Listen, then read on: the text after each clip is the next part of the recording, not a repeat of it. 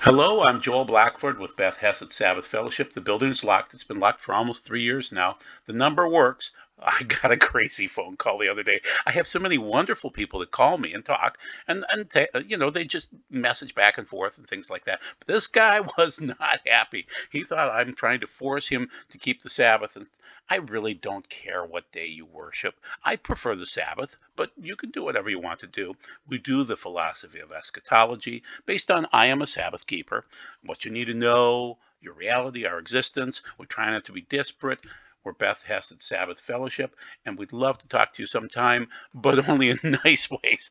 I don't really want crazy people calling me up. So, the prerequisites. So, I've been watching some videos lately and talking to some people, and what are the prerequisites? What do we need to look for? I've done one other video before, but I've come up with some more. These are more based on the Temple Mount, which, so if you're looking at a timepiece, you've got the hour hand, you've got the minute hand, you've got the sweep second hand is really that would be the Temple Mount, right on the mount itself. So the hour hand might be the world, the minute hand might be Israel, but when you get to Jerusalem and the Temple Mount, things are sweeping very quickly. And I want you to look for the signs, what they are, when they're going to occur, and give you some ideas today. So what isn't the Temple Mount is going on in Egypt. Now, there's a real Mount Sinai and a fake one. And really, Mount Sinai isn't the place to look. But I want to mention, because this popped up in videos left and right this week, that the climate conference opens with calls to share the financial burden. It's nothing about us changing the world and making it a better place. It's all about private jets and guilt from the wealthy people. So is returning to Mount Sinai a biblical prophetic prerequisite? No, not at all. This is just wealthy people feeling guilty. So nothing's going to be solved by them, and it's all going to come down to cash. So they're worshiping their green cancer on the fake Mount Sinai in Egypt. The real one is in Saudi Arabia, and people have been there before and noticed how gorgeous it is. It's got a blackened mountain like it's been burned. It's got a split rock where water came from.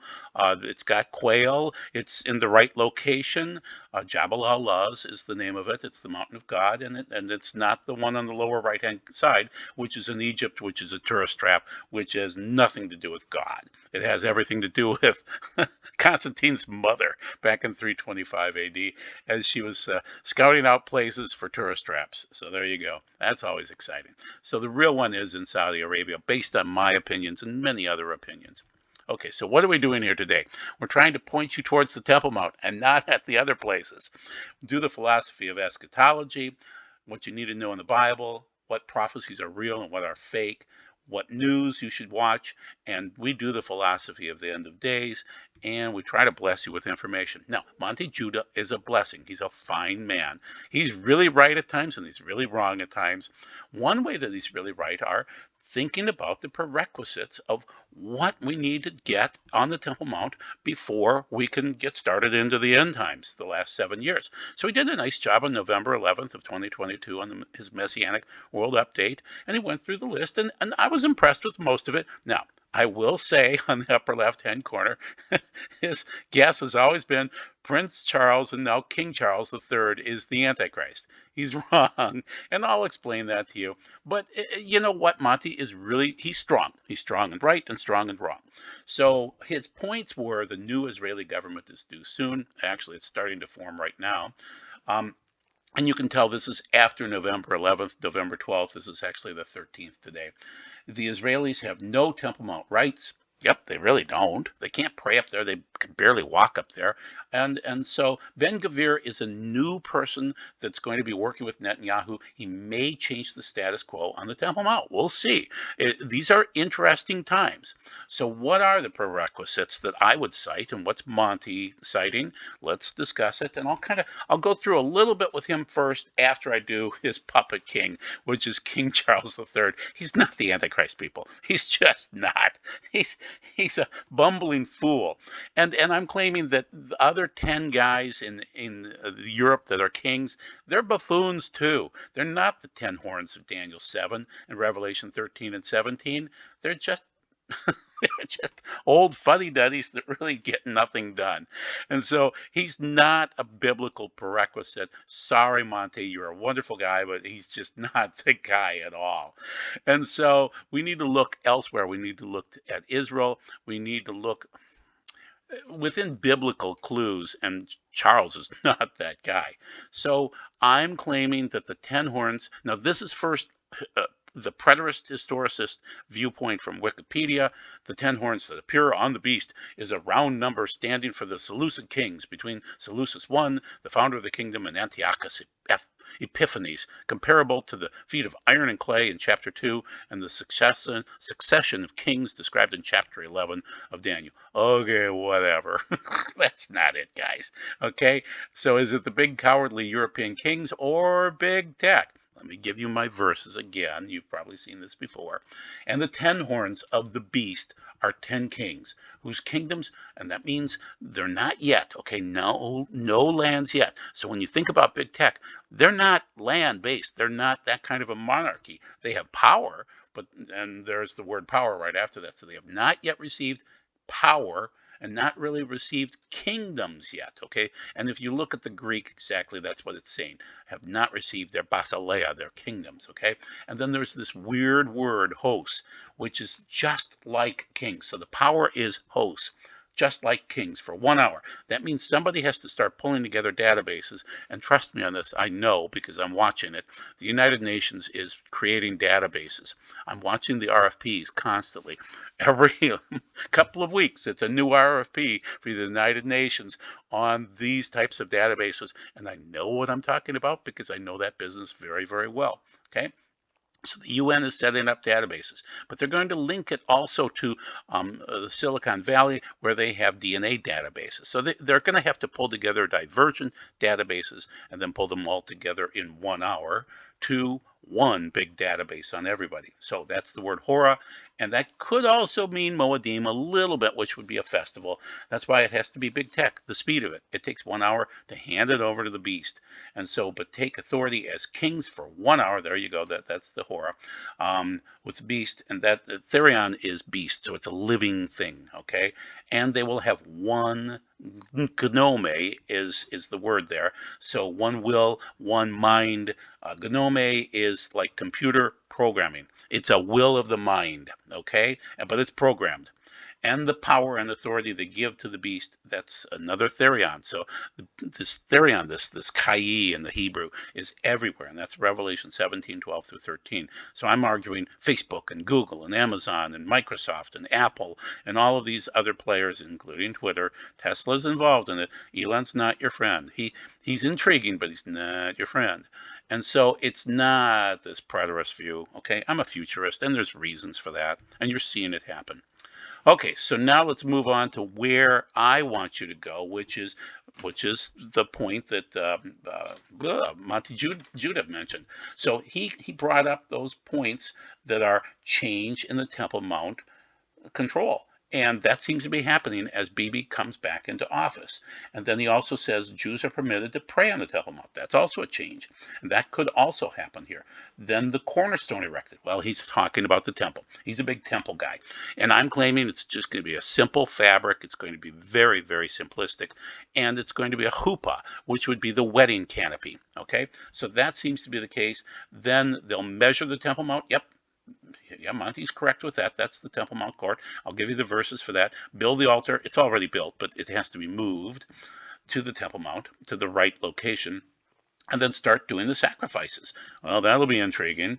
And then start the final 3.5 years when he really only counts 3.5 years. So I agree with Monty on many points. He does a nice job. He's a good man. He really, really is. And, I should pat him on the back more often.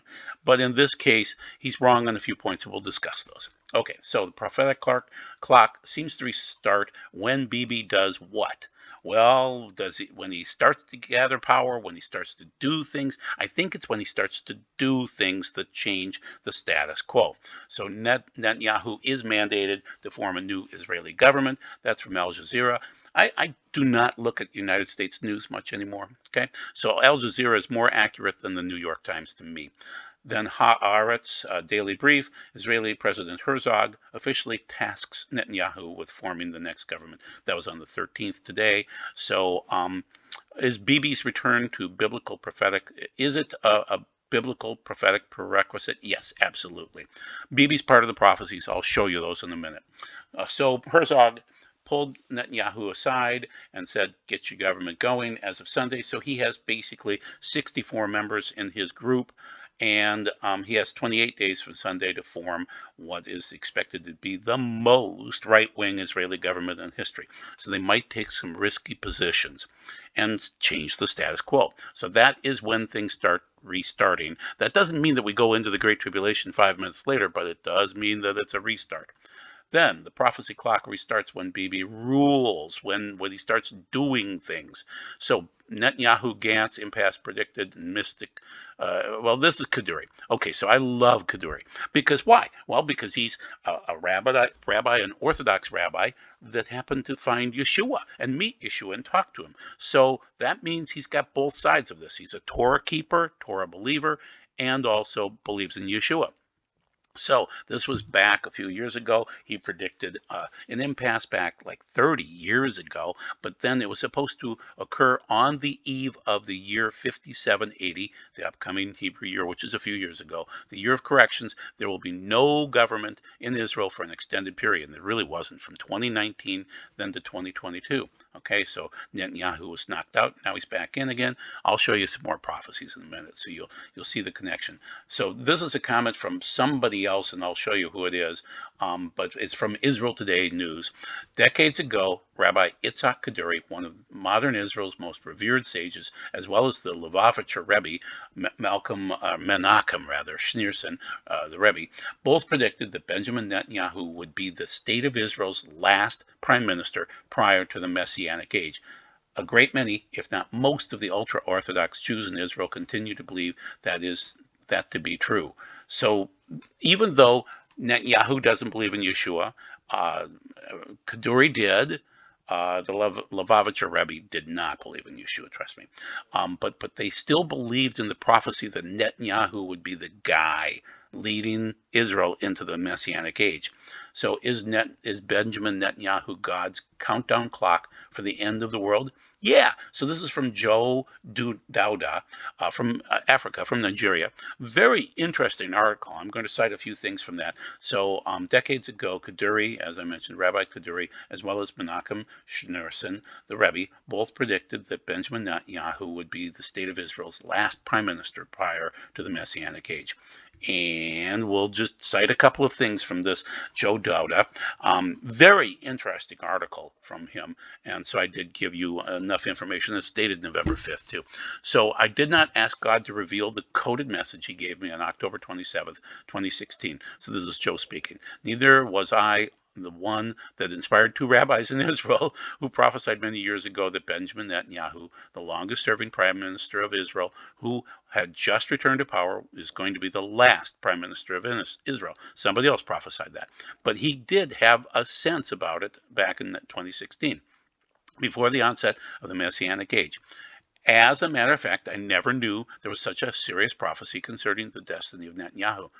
I only got to know about this through Joe Okiwachu, whatever, a video that I watched some months ago. The amazing thing is that the prophecy of the rabbis only confirmed what God had revealed to me at least 5 years earlier. So Netanyahu is the first prime minister that was born inside Israel. Okay, so he was born in Tel Aviv after they won the war in 1949. Very interesting. And during the Blood Moon Tetrad of 1949-1950, which occurred just after they won the war. So then, as they were signing these armistices with various countries, he was born 3 months after that. Very interesting time to be born. And literally in the midst, so you see that little line there, in the midst of those days, and I'm sorry I made this so small I can't read it, but anyway, that would be 110 of 1950. Nah, that doesn't exactly match up. It would have been cool if Benjamin would have been born during that time frame. He was born on 10 the 21st of October, so Tishri 28. So a little bit before that, but still close to the midpoint. Very interesting to be born at that point in time. So there it is, 28 Tishri, 5710. Just an interesting time to be born. And I hadn't noticed that, so thank you, Joe, for pointing this out. The fact that Israel had to fight a war of independence from the 15th of May, 1948, the day after they declared independence, until July 1949, when the last of the three truce agreements with the attacking nations was signed. You get to see the matter clearer. This is because it means that Benjamin Netanyahu was born just 3 months after the end of the War of Independence that broke out immediately following the Declaration of Independence. Very interesting. Okay, so now let's move on. That was part of the prophecy there. But Ben-Gvir, who leads the far-right Jewish Power Party, is expected to be the former PM's new government in his government following the victory in last week's election. And so you're going to have a problem with the Temple Mount. That is a critical issue, Herzog said, referring to the Al-Aqsa Mosque compound, which is the far-right Israelis have repeatedly entered over the past few years in violation of long-agreed norms over access. So this guy's a brave man, and he doesn't want the status quo to remain on the Temple Mount. So this is Ben-Gvir, and very interesting man. So is the Temple Mount, this change in status quo, a biblical prophetic prerequisite? Absolutely. Absolutely.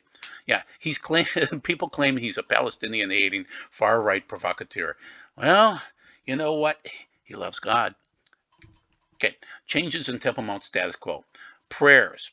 Okay, so this is coming from, once again, Monty Judah. He said prayers. Absolutely. He's correct with this one, so you can check this one off. Temple prayers are a biblical prophetic prerequisite.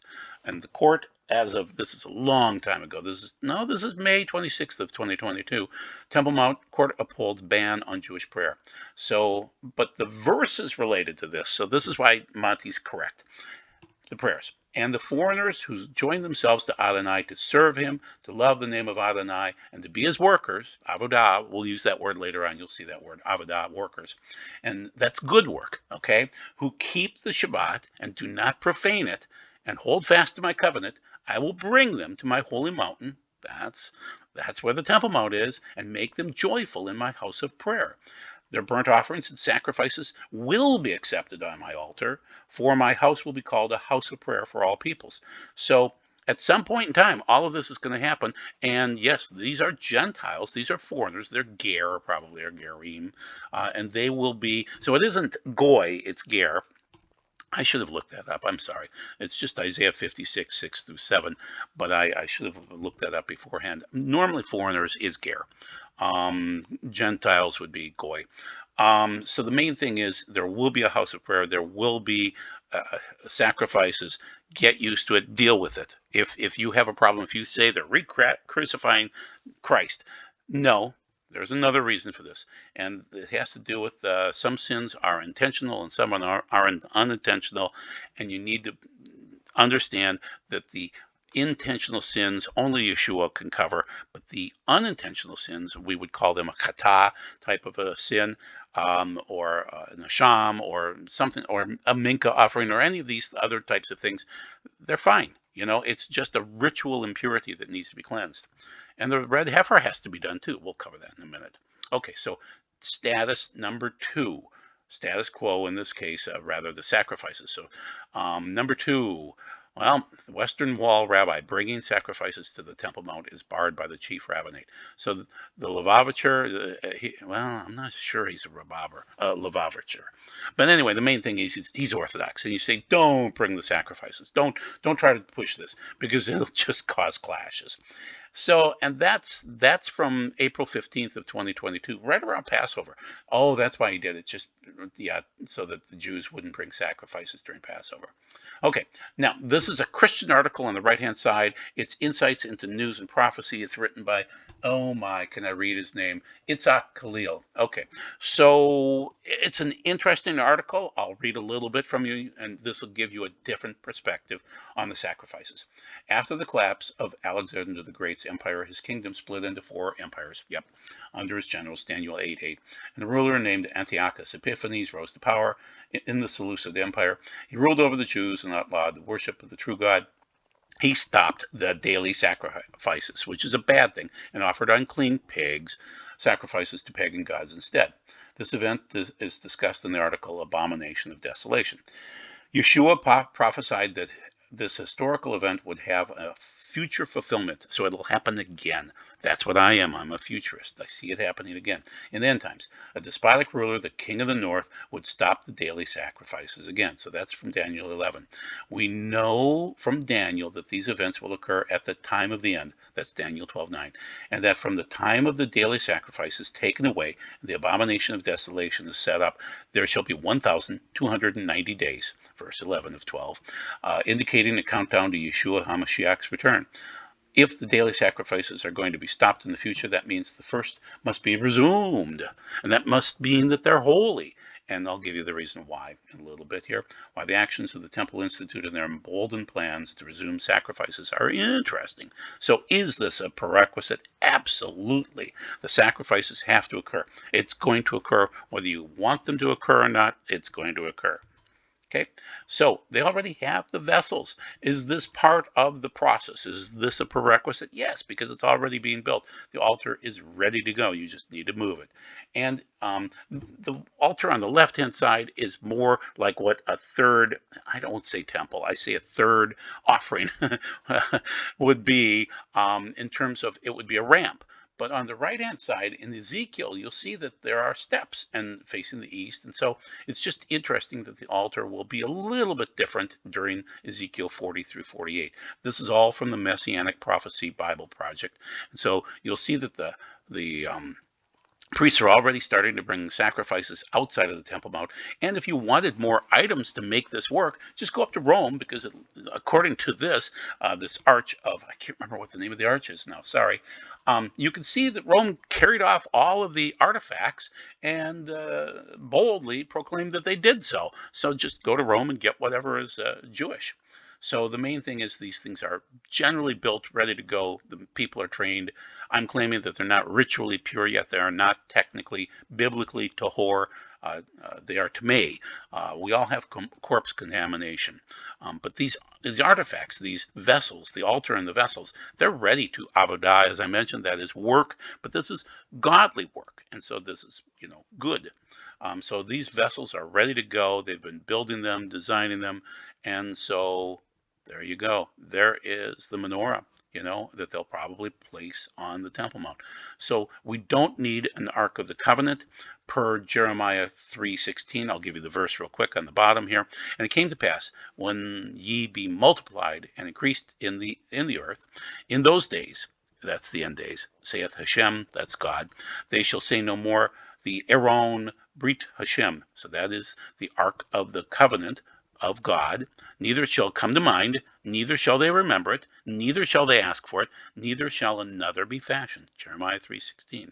So keep in mind, at that point in time, and according to the biblical or the Messianic Prophecy Bible Project, it won't be needed at all. But other items will be needed. So I will bring back my exiled people, Israel. They will rebuild the ruined cities and live in them. So that is happening right now. So that's Amos 9. They will plant vineyards. And so we see a lot of these things occurring in Israel, and then, but the Temple Mount also. And then we move along into Isaiah 41:9. You, Israel, my servant Jacob, who I have chosen, descendant of Abraham, my friend, you whom I have taken from the ends of the earth and called from its remotest parts, and said to you, you are my servant, I have chosen you and not rejected you. So they're going to be called back, people. Okay, and we're seeing that. But they're called back to the land, and they're called back to Jerusalem. They won the land during Bibi's birth. Okay, they won the land, and then they won Jerusalem in 1967 under the next blood moon eclipse, and then under the next blood moon eclipse, nothing happened in 2014, 2015. But it was still interesting. The main thing is they don't have the Temple Mount. They don't have anything going on there. So there is another thing that will occur. Okay, so do not fear, for I am with you. Yeah, so that's Isaiah 43. So I will bring my sons from afar and my daughters from the ends of the earth. So yes, it's going to happen.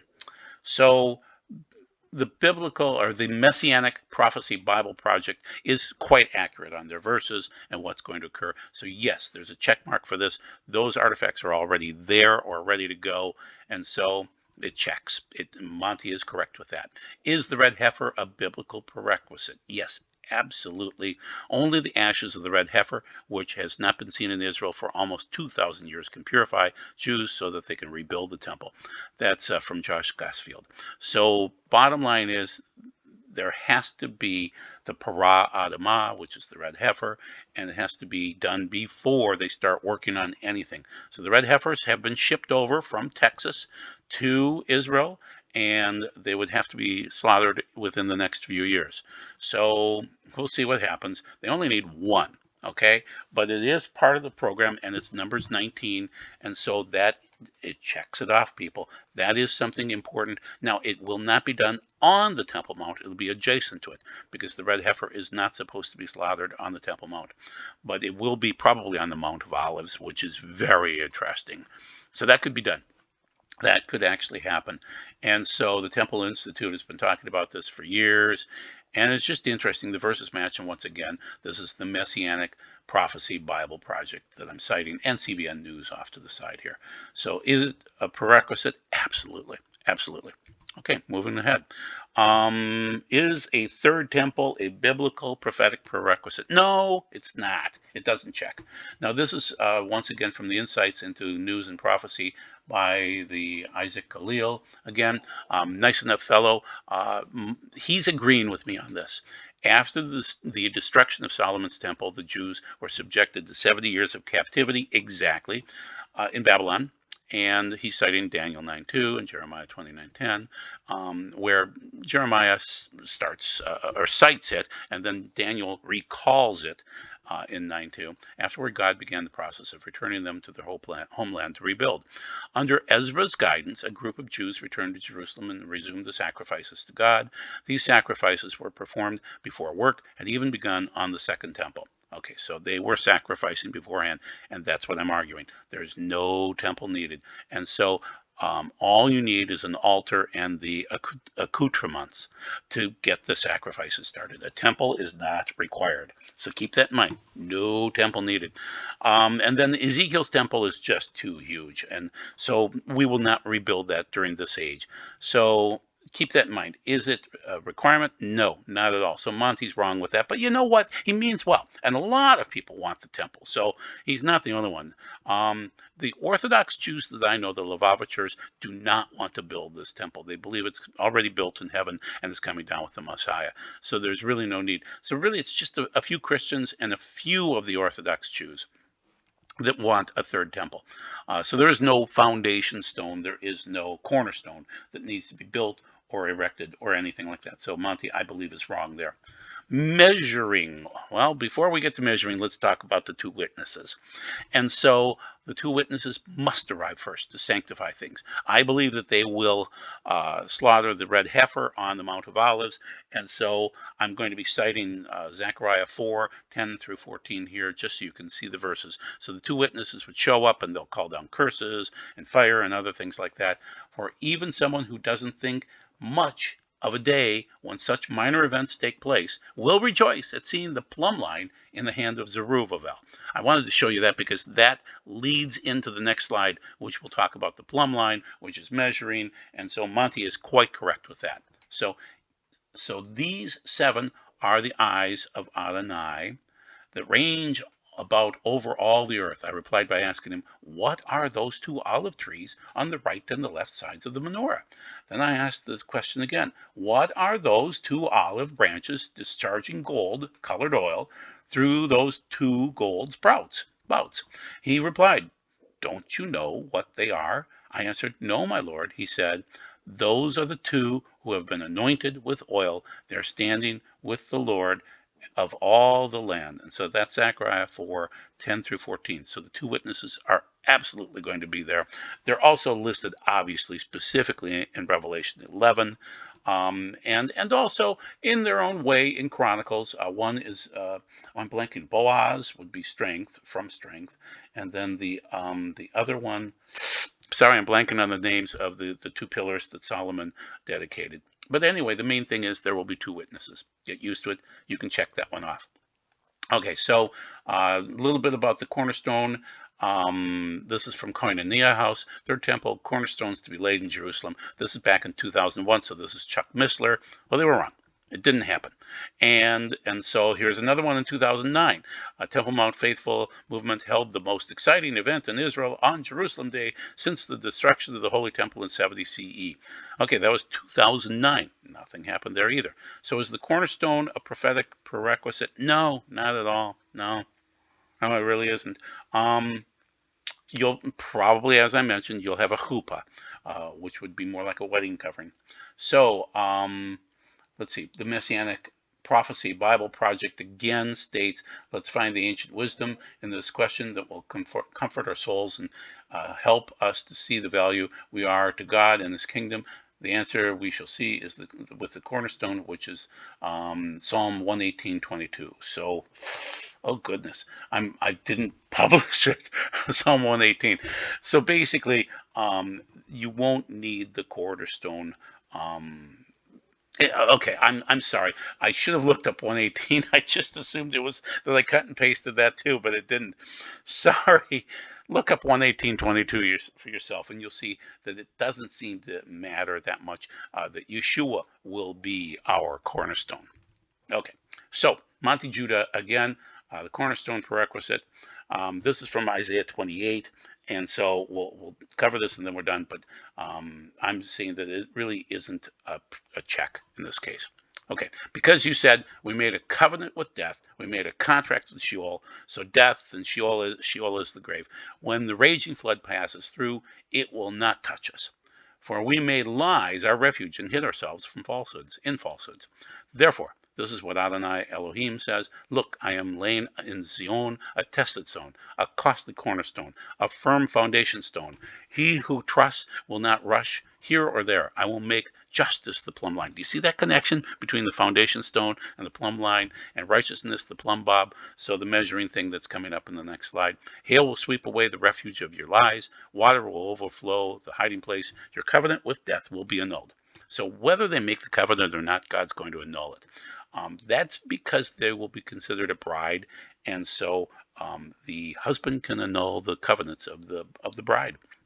Okay, so the contract with Sheol, with the grave, will not stand. When the raging flood passes through, you will be trampled by it. So that's Isaiah 28:15 through 18. So their covenant with death and Sheol will be annulled. Interesting. Okay, so once again, Nehemiah, the wall was finished in 52 days. They were offering offerings right away, and then they built the temple much later. Okay, now measure the naos of God in the altar. So we're on to Revelation 11, and this is the measuring part. So it talks about the 2 witnesses too. But the main point that I want you to see is that it is the naos. So it says temple in all of your texts, because nobody really understands the difference between Heron or naos in the Greek, but there is a huge difference. Heron would be the building or buildings of the Temple Mount area. Naos is probably just the Holy of Holies. And so anyway, I was given a measuring rod like a stick and told, get up and measure the temple, the naos, that word, of God, and the altar. So that's important. So Monty was correct on that. And count how many people are worshiping there. But the court outside the temple, leave that out. Don't measure it, because it has been given to the goyim, the Gentiles, and they will trample it, the holy city, for 42 months, and I will give power to my 2 witnesses. Yep, that's the 2 witnesses. And they will prophesy for 1,260 days, dressed in sackcloth, which means they're in mourning, which means we're under judgment. These are the 2 olive trees. You've already seen that. And the 2 menorahs standing before the Lord of the earth. If anyone, it's Yakin and Boaz. I'm sorry, it's Yakin. Those are the 2 names of them from Chronicles. Solomon named them. If anyone tries to do them harm, fear comes out of their mouth and consumes their enemies. Yes, if anyone tries to harm them, this is how he must die. Revelation 11, 1 through 5. So you get to connect how you're measuring, or not measuring, that it's trampled over for specific times. You've got the 2 witnesses, and yes, you can check this one off. Measure the naos of God and the altar. No doubt about it. Monty's right. Okay, this is Jewish. This is Aish, a very nice organization. And so they're talking about the end times and prerequisites.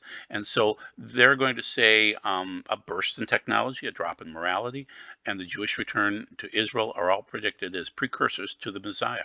Okay, redemption will not come all at once, but gradually in a natural manner. They are correct with that. Wow, are they ever? Eliyahu, the prophet, will announce the Messiah's coming. Absolutely, they're correct with that too. So this is Rabbi Aryeh Kaplan. And so once again, advanced technology, the Zohar predicts. I know you don't like the Zohar, but I'm citing it because they cite it. The Zohar predicts with almost uncanny accuracy the onset of the technological revolution and Jewish upheavals. The Jews will begin to despise the values that, the good values of the Torah. They'll return to Israel. Jews will return to the true values of Judaism after having been estranged. The Temple of Tribes, the rebuilding of the Holy Temple, the Beit HaMikdash, that's Maimonides. Gog and Magog, yep, there will be a final war between good and evil. The lineage, they're correct on this one. Messiah, direct descendant of King David. It will be verified. You'll see that in your lifetime. Okay, Sea of Galilee prophecy by Rabbi Dov Kook. Israel rabbi says he's already holding meetings with the Messiah, and then he says he was a righteous man, no doubt about it. He just died recently here. Rabbi Cook, when the Sea of Galilee will again be full. And guess what? The Sea of Galilee is filling up. So he responded that when the Messiah arrives, the Sea of Galilee will be full. In a few weeks, the Sea of Galilee will be full for the first time since Rabbi Cook made this statement. Interesting prophecy. It's happening. So this is a Jewish end times prerequisite, but it's cited by Christians because it's First or Second Thessalonians 2:1-3. So let's dig through it. The main points are apostasy comes first. The man of lawlessness is revealed. The restrainer is taken away. My point is the restrainer is Michael. And so apostasy, the standard meaning of this, there are many pre-trib people that really want to play games with the word apostasia. It means falling away, rebelling, abandoning the faith, or the one who has fallen away from the faith. That's what it means, people. So let's get into the verses. This is First or Second Thessalonians again 2:1-3. We ask you, Akim. So the brothers of the Messiah concerning the Beit HaMoshiach, the arriving, the coming of the Moshiach, Yehoshua Adonenu, so the Lord Yehoshua Yeshua, are being gathered together to him, to the Messiah, that you not become too hastily disturbed from your spiritual composure or frightened either by a ruach, so that's a spirit, or a debur, a saying and utterance, or by an igorot, a letter, as if from us, saying that the Yom Hashem, the day of the Lord, that's citing Amos 5:18, which is a dark, dark day, that it has come.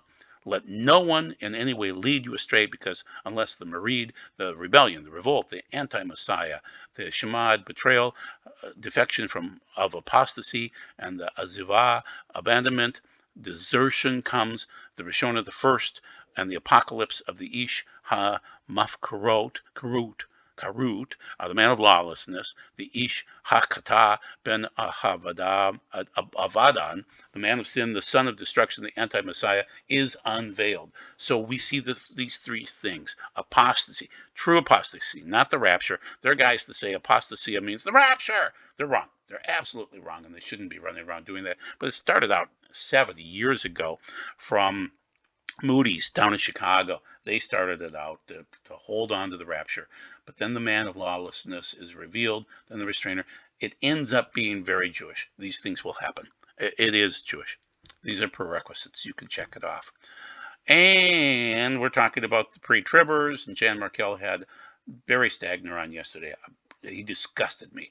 And so he said, what we will be starting then is the final discipline of the Jews. He said that, and Jan didn't slap his face. She is Jewish, and she should have slapped him. That is disgusting. And so, they were trying to brag about the rapture and things like that. So I included that because that is not something that will occur. There will not be a final discipline of the Jews. There will be final signs and warnings and chances and opportunities to repent for everyone. And slap his face. Okay, so where are we? We're in the birth pangs. We're not in the tribulation. We're not in the great tribulation. Our eyes should be on the Temple Mount because that's where Yeshua is going to be returning to, basically right next door, the Mount of Olives. And so that's really what's most important right now. And keeping our garments clean. So you don't want to be naked, and you want to have clean garments. So please, that's what's most important. Be blessed. Thank you for your time.